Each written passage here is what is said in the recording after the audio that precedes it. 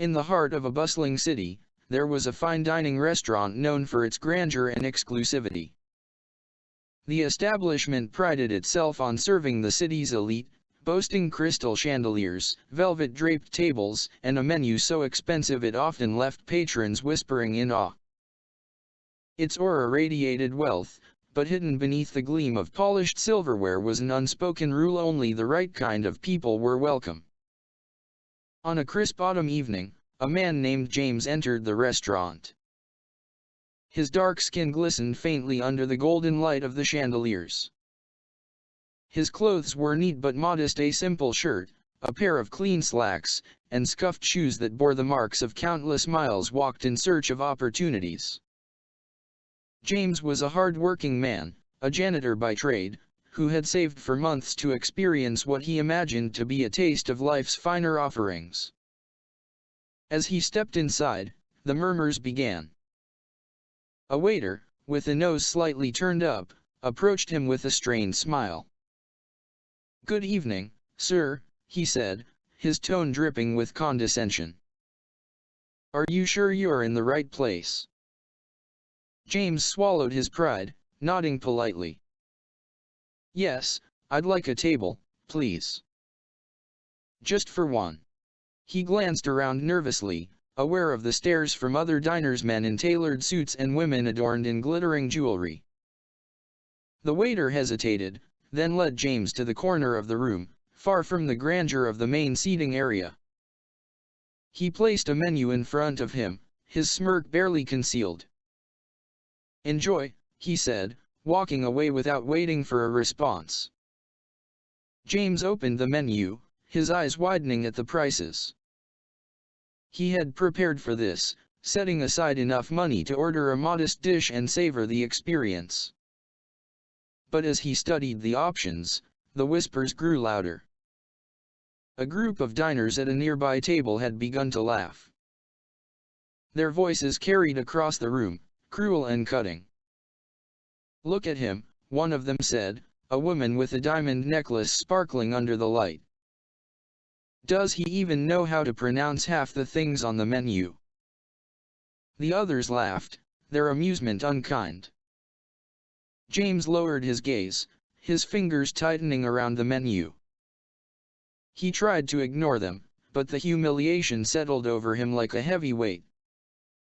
One man at the table, emboldened by the laughter, leaned back in his chair and called out, "Hey, buddy, you sure you can afford anything here? Maybe we should pitch in for a breadstick." The laughter grew louder, a cacophony of disdain. James felt his face burn with shame. He wanted to leave, to escape the stares and laughter, but he had come here with a dream to experience something beyond his daily struggles. As the mocking continued, the restaurant door swung open. The air shifted, a sense of quiet authority entering the room.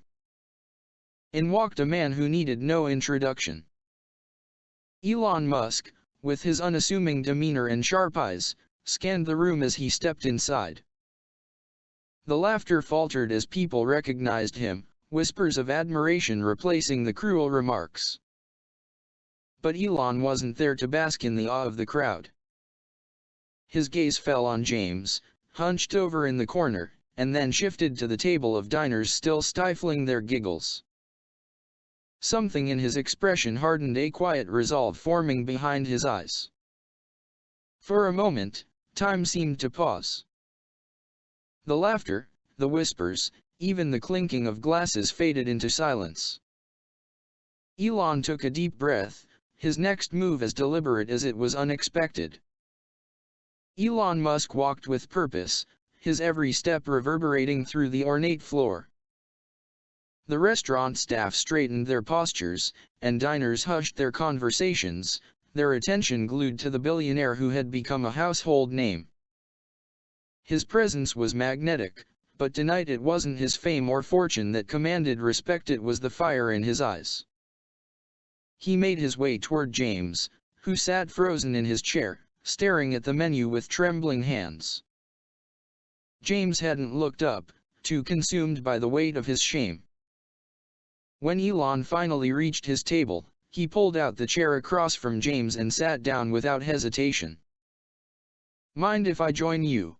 Elon asked, his voice calm but firm.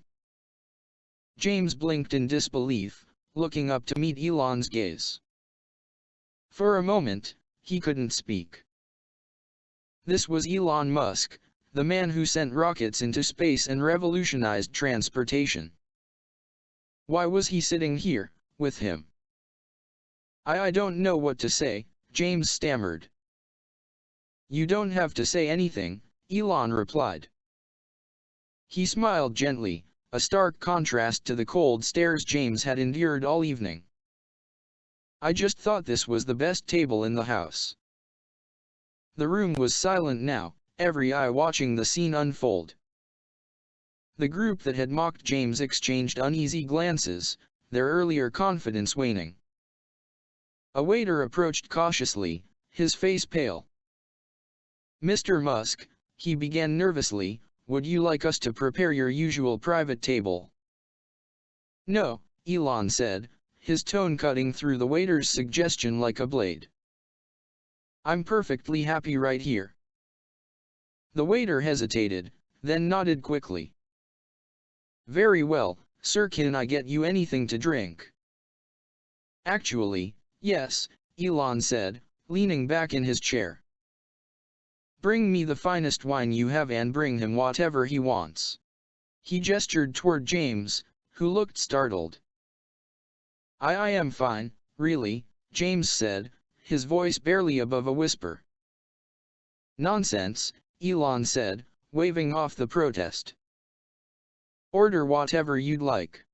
Tonight's on me." The waiter nodded and scurried away, and the murmurs in the room began to rise again. Some diners whispered in admiration, while others shifted uncomfortably, unsure of how to react. Elon leaned forward, lowering his voice so only James could hear. "I saw what they were doing," he said, nodding toward the group who had laughed at James. "You didn't deserve that. No one does." James felt a lump rise in his throat. He had spent years enduring subtle slights, unkind words, and judgmental stares. Tonight had been no different until now. "I don't know why you're doing this," James said, his voice cracking. Elon smiled again, but this time, there was a hint of sadness in his eyes. "Because I've been where you are," he said simply. James blinked in surprise, but before he could ask what Elon meant, the waiter returned, carrying a bottle of wine and a basket of freshly baked bread. As he poured the wine, Elon glanced around the room, his expression growing more serious. Then, he stood. The room fell silent once more as Elon addressed the diners. "Ladies and gentlemen," he began, his voice carrying a commanding authority, "I couldn't help but notice something troubling tonight. This restaurant may be beautiful, but what's the point of elegance if we lack humanity?" A ripple of discomfort moved through the crowd. The group who had mocked James shifted uneasily in their seats, their smug expressions replaced by nervous frowns. "I've heard the whispers," Elon continued. "I've seen the looks. And I have to ask, what makes you think you're better than anyone else in this room?" No one answered. The weight of his words hung heavy in the air. Elon gestured toward James. "This man came here tonight to enjoy the same experience as all of you. But instead of kindness, he was met with ridicule. That's not just wrong, it's shameful." James felt his eyes sting with tears. He had never expected anyone to stand up for him, let alone someone like Elon Musk. "I believe," Elon said, his voice softening, "that everyone deserves respect, regardless of their background or their bank account. And if this restaurant can't provide that, then maybe it's time for a change." The murmurs started again, this time louder, filled with uncertainty and curiosity. Elon's words had stirred something in the room, a mixture of guilt and reflection. But Elon wasn't finished. He turned to the waiter, his next words sparking a wave of shock that rippled through the restaurant. "Call the owner," he said. "I'd like to buy this place." The restaurant staff froze at Elon Musk's declaration. The waiter, still clutching the wine bottle, stammered, "Buy the restaurant, sir." Elon nodded with a calm but unwavering expression. "That's right. Call the owner. I'm prepared to make an offer tonight." The room erupted into murmurs, disbelief rippling through the diners. Some leaned toward their companions, whispering in astonishment, while others gawked openly. The group who had mocked James sat stiffly, their earlier smugness replaced with palpable fear. The manager, a sharp-dressed man who had been observing the scene from the sidelines, quickly approached. His demeanor was polite but tense, his voice betraying a hint of unease. "Mr. Musk, I assure you, we pride ourselves on providing the best service to all our guests. If there's been an issue, we'll address it immediately." "There's no need to dance around the issue," Elon interrupted, his voice firm. "The problem is clear: this place lacks heart. It might look fancy, but it's rotting from the inside." The manager opened his mouth to protest, but Elon held up a hand. "Let me be clear, I am not interested in excuses. I'm interested in solutions. You have two choices: either you connect me with the owner now, or I'll ensure the entire world knows what kind of establishment this is by morning." The manager hesitated, visibly flustered. Elon's reputation for decisive action wasn't just hearsay, and the thought of a public backlash was enough to send a chill down his spine. "Very well," the manager said, nodding stiffly. "I'll call the owner right away." As the manager hurried off, Elon returned to his seat across from James, who was staring at him with wide eyes. "You don't have to do this," James said, his voice shaking. "I'm just one person. It's not worth all this trouble." Elon leaned forward, his expression softening. "It's worth it to me," he said. "If I let this go, I'd be complicit." "You deserve better, James. Everyone does."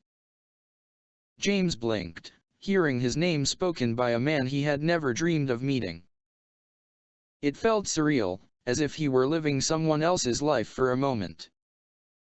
Minutes later, the manager returned, followed closely by an older man with a stern face and an air of authority.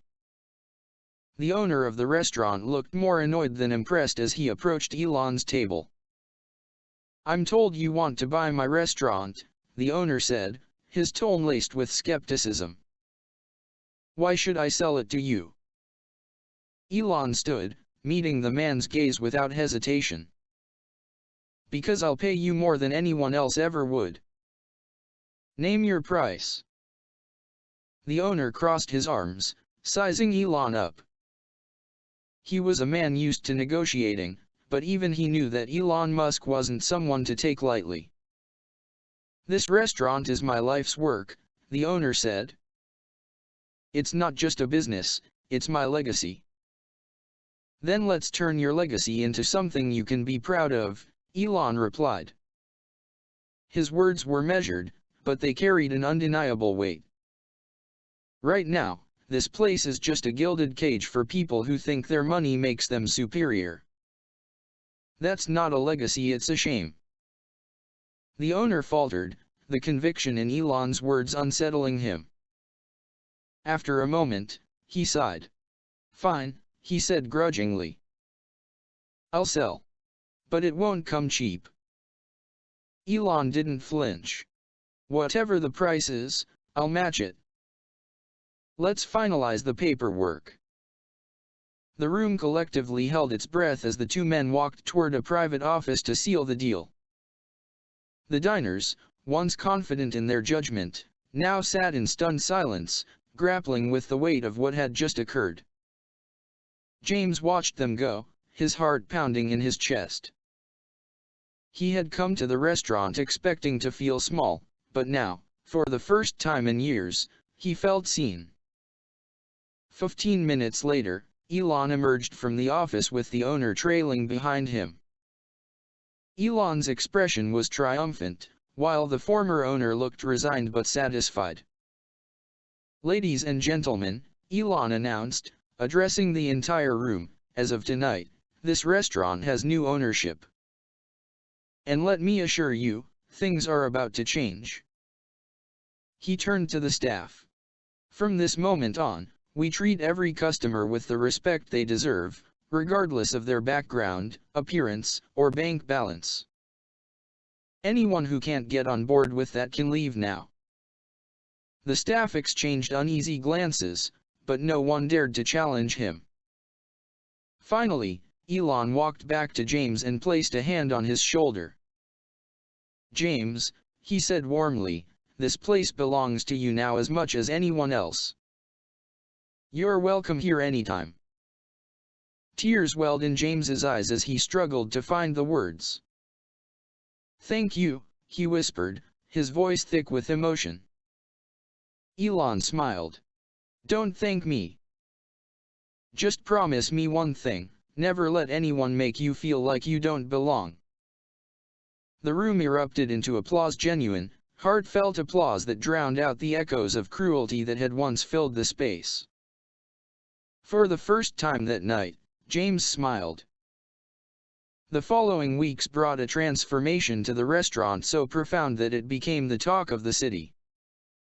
Elon Musk, true to his word, had overhauled not just the policies but the very essence of the establishment. The velvet curtains and crystal chandeliers remained, but their significance had shifted. They were no longer symbols of exclusivity, they became beacons of inclusion.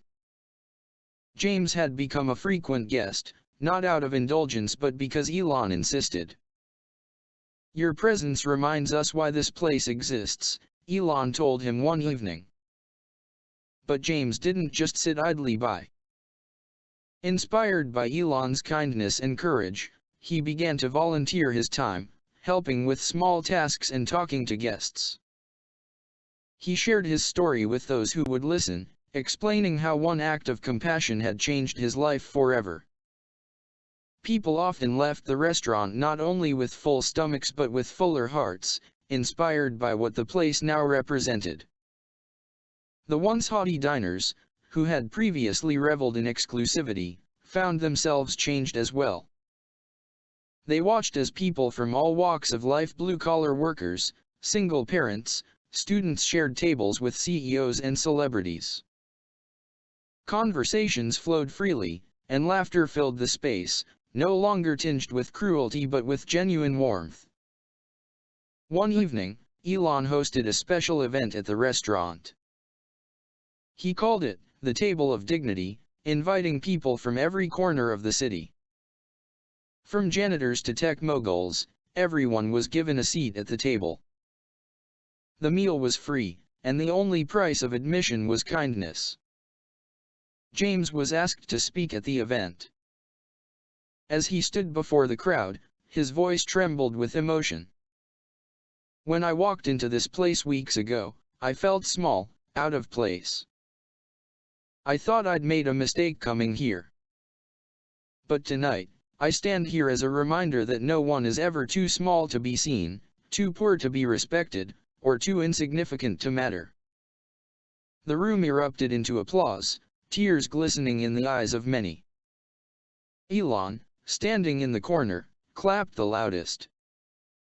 After the event, James approached Elon, gratitude radiating from his every word. "You didn't just save me that night. You saved a piece of me I thought I'd lost forever." Elon shook his head. "You didn't need saving, James. You just needed someone to remind you of what was already there, your dignity, your worth. The rest was all you." Months passed, and the restaurant became a shining example of what compassion could achieve. It was no longer a place where wealth dictated value. Instead, it became a sanctuary for humanity, where everyone no matter their background could share in the joy of a good meal and good company. The story of that night spread far beyond the city, becoming a symbol of hope and change. People traveled from around the world to dine at the restaurant that had once been a symbol of division but was now a beacon of unity. As for James, his life was forever changed. Inspired by Elon's example, he started a foundation to help others who felt unseen or undervalued. It provided scholarships, job training, and support to those in need. The foundation's name? The Table of Dignity. Elon remained a silent benefactor, watching proudly as James turned his pain into purpose. When asked why he had stepped in that night, Elon's answer was always the same. Because the world doesn't change by building walls, it changes when we open doors. And so, the restaurant stood, not just as a place to eat but as a testament to the power of kindness, a place where laughter no longer hurt, where every seat at the table was a throne, and where dignity was served with every meal. The end.